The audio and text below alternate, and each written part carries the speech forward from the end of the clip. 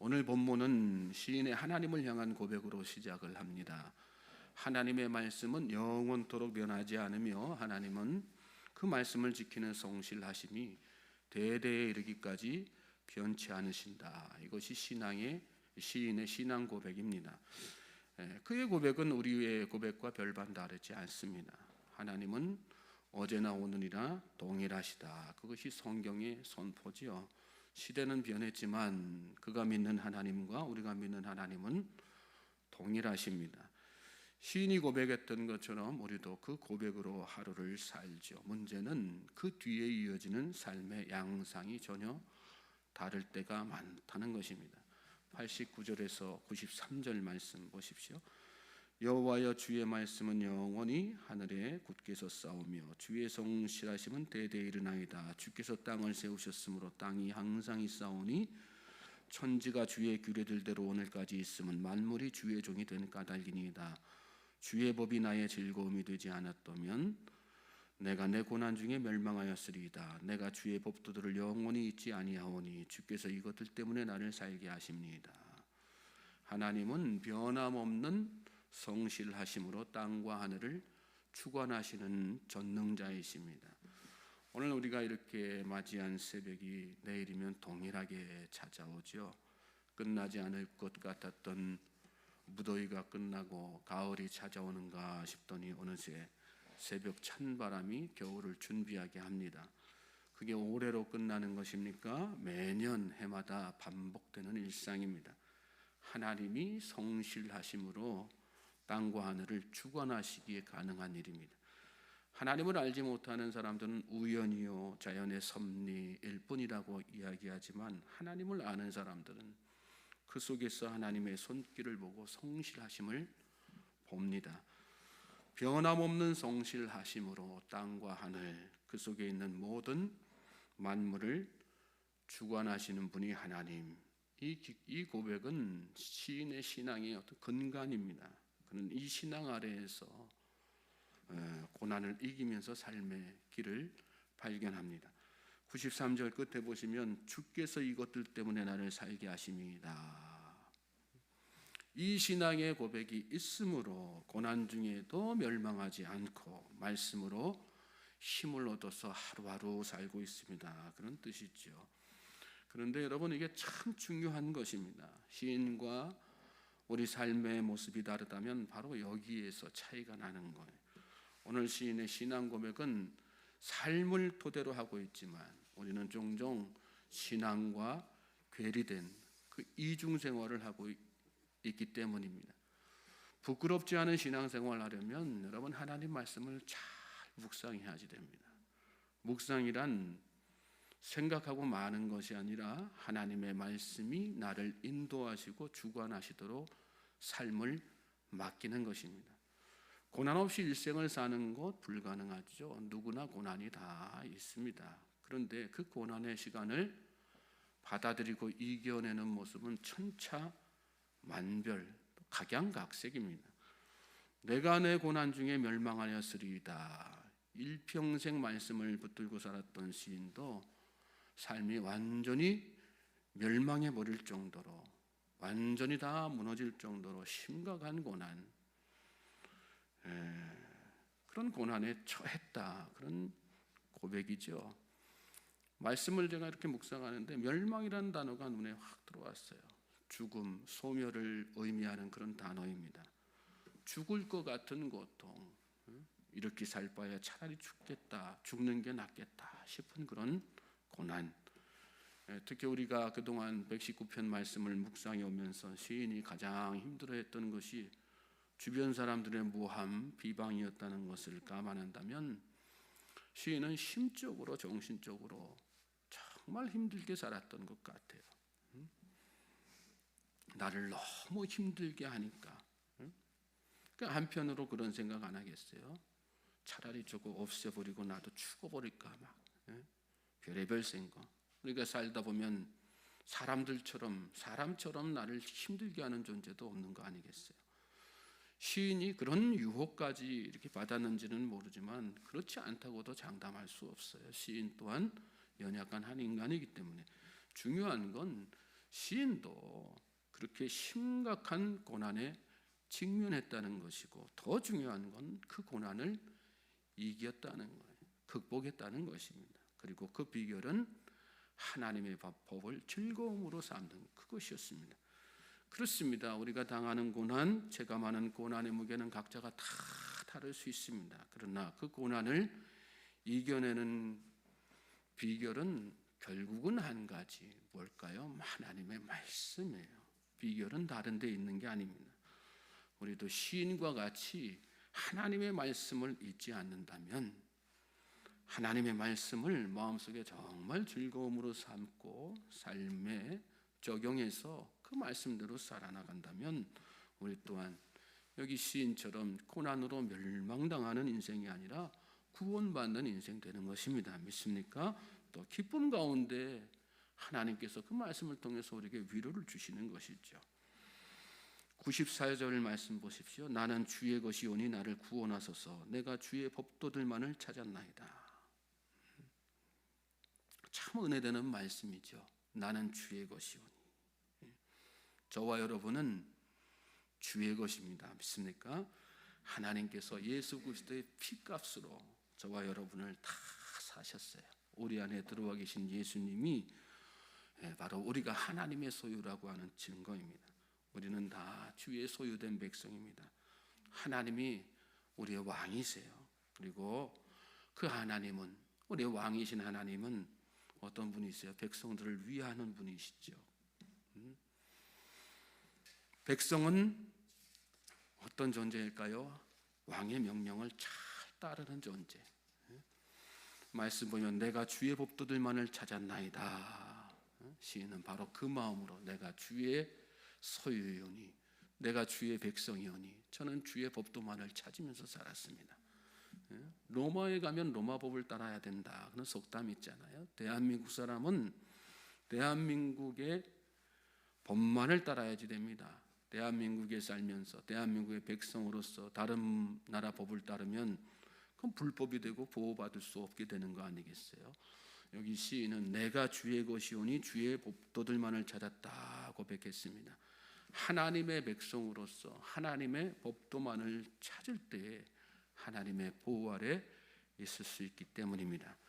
우리가 하나님의 백성으로서 주의 법도만을 찾을 때 주님이 나를 안전하게 지켜주시고 나를 위해서 일하시고 나를 보호하신다는 사실을 믿는 이 새벽 되시길 바랍니다. 신실한 성도는 그래서 상황이 변해도 한결같이 주의 법도만을 생각하고 따르는 것입니다. 95절에 보시면 악인들이 나를 멸하려고 엿보아나 나는 주의 증거들만을 생각하겠나이다. 그렇게 고백하잖아요. 악인들이 나를 멸하려고 엿보오나 나는 오직 주의 증거들만을 생각하겠나이다. 여러분, 오늘 여러분을 힘들게 하는 것들이 있습니까? 오직 주의 증거들만을 생각하는, 그래서 주님께서 주시는 놀라운 은혜가 풍성하게 차고 넘치는 우리 모든 성도님들 되실 수 있길 바랍니다. 오늘 여러분이 물 가운데로 지나가는 시련 속에 있을지라도, 그래서 우리가 먼저 해야지 될 일은 주의 증거들을 그렇게 생각하는 거예요. 또 특별히 여러분 삶 가운데 놀랍게 역사하셨던 하나님을 늘 기억하면서 사실 수 있길 바랍니다. 그게 얼마나 큰 힘이 되고 위로가 되는지 몰라요. 예전에 사역하던 교회에 상처를 너무나도 잘 맞는 권사님 한 분이 계셨어요. 기도도 열심히 하고 삶에 이렇게 대화를 나눠보면 간증도 참 많은 분이었어요. 그런데도 삶에 조금만 어려움이 생기면, 또 누가 나한테 조금만 상처 주는 말, 또 행동하면 여지없이 무너지고 맙니다. 그분의 문제점은 뭘까요? 하나님께서 자신에게 행하셨던 일들을 망각하는 데 있어요. 간증이 많았지만 증거보다 눈앞의 상황에만 주목했기 때문에 매번 넘어지고 무너진 것입니다. 광야 이스라엘 백성들이 그런 사람들 아니었습니까? 홍해길 건넜지만 마실 물이 없다고 불평했어요. 하나님이 주신 만나를 내내 광야 생활 내내 이렇게 먹고 살았지만 고깃국이 없다고, 고깃국 먹고 싶다고, 고기가 없다고 하나님을 원망했던 사람들이 이스라엘 사람들입니다. 근데 결국은 그 가운데 한 사람도 가나안에 들어가지 못했던 사실 우리가 잘 기억해야지 됩니다. 주의 증거들을 잊고 사니까 늘 문제가 되는 것입니다. 하나님께서 여러분에게 행하셨던 일들을 기억하십시오. 그 중에 제일이 뭐예요? 예수 그리스도를 기억하는 거예요. 내 죄를 사해 주시기 위해서 생명을 던지신 예수님, 그 예수님을 기억하면요, 그것처럼 내가 주의 소유된 백성, 내가 하나님의 사랑받는 존재라는 거, 그거가 내 마음속에 그 은혜가 차고 넘치는 놀라운 은혜가 어디 있어요? 그 은혜로 인해서 우리가 주의 백성이 다 된 것이죠.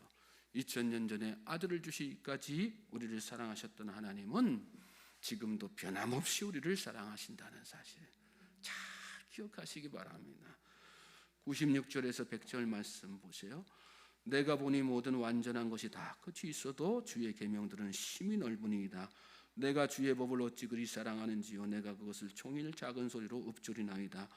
주의 계명들이 항상 나와 함께하므로 그것들이 나를 원수보다 지혜롭게 하나이다.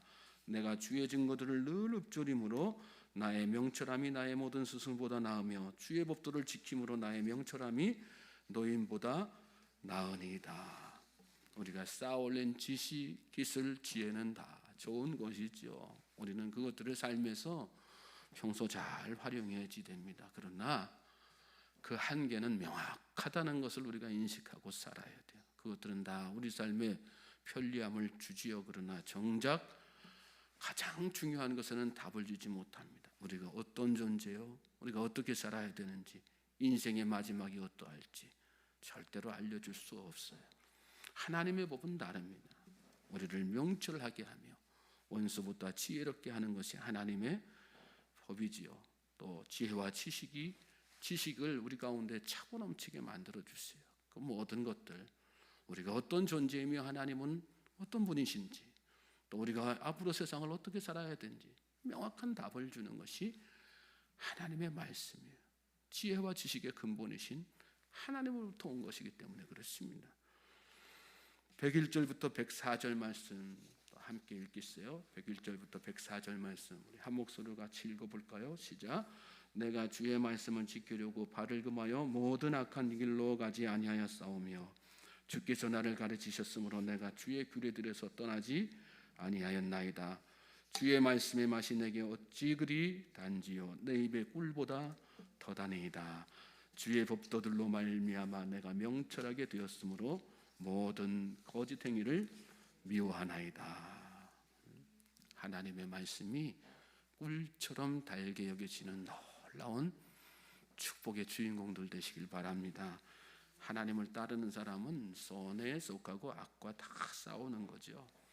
악이라면 어떤 모양이라도 거부합니다. 우리는 종종 거짓과 타협할 때가 많습니다. 그런 태도가 합리적이라고 생각하고 그게 융통성이라고 생각할 때가 있기 때문에 그렇죠. 하지만 하나님은 어떤 분이세요? 업신여김을 받지 않으시는 분이세요. 우리가 어떤 행동을 하든지 그대로 다 거두게 하시는 분이 하나님이십니다.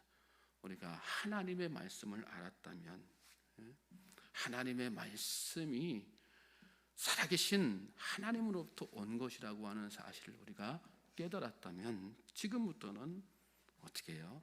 정말 거짓과 악을 멀리하면서 살아야 되는 것입니다. 둘은 결코 공존할 수가 없는 거예요. 선과 악은 공존할 수 없어요. 하나님께서 빛과 어둠이 함께 거할 수 없다. 성경 말씀 통해서 말씀하셨던 것처럼 하나님의 백성으로서 오늘 내 삶 가운데 마귀가 좋아하는 거짓, 마귀가 좋아하는 위선적인 삶을 어떻게 살아낼 수 있겠어요? 내 안에 복음이 있는데, 내 안에 예수님이 있는데. 신앙은 고백하면서 기억하는 것입니다.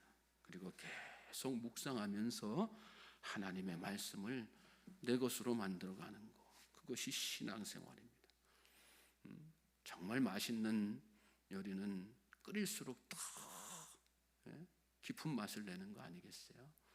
말씀을 깊이 있게 묵상하십시오. 그리고 삶의 실제가 될 수 있도록 적용하면서 사십시오. 그럴 때 진짜 하나님의 놀라운 말씀의 능력이 내 안에 풍성하게 차고 넘치고, 또 그 말씀으로 인하여 내가 어떤 상황에 있든, 내가 어떤 환경에 처해 있든, 내가 어떤 고난의 유혹 앞에 서 있든 승리하는 백성 되게 하실 것입니다. 말씀의 능력으로. 오늘 이 하루도 그런 은혜로 살 수 있기를 다시 한번 주님의 이름으로 소망하고 축복합니다.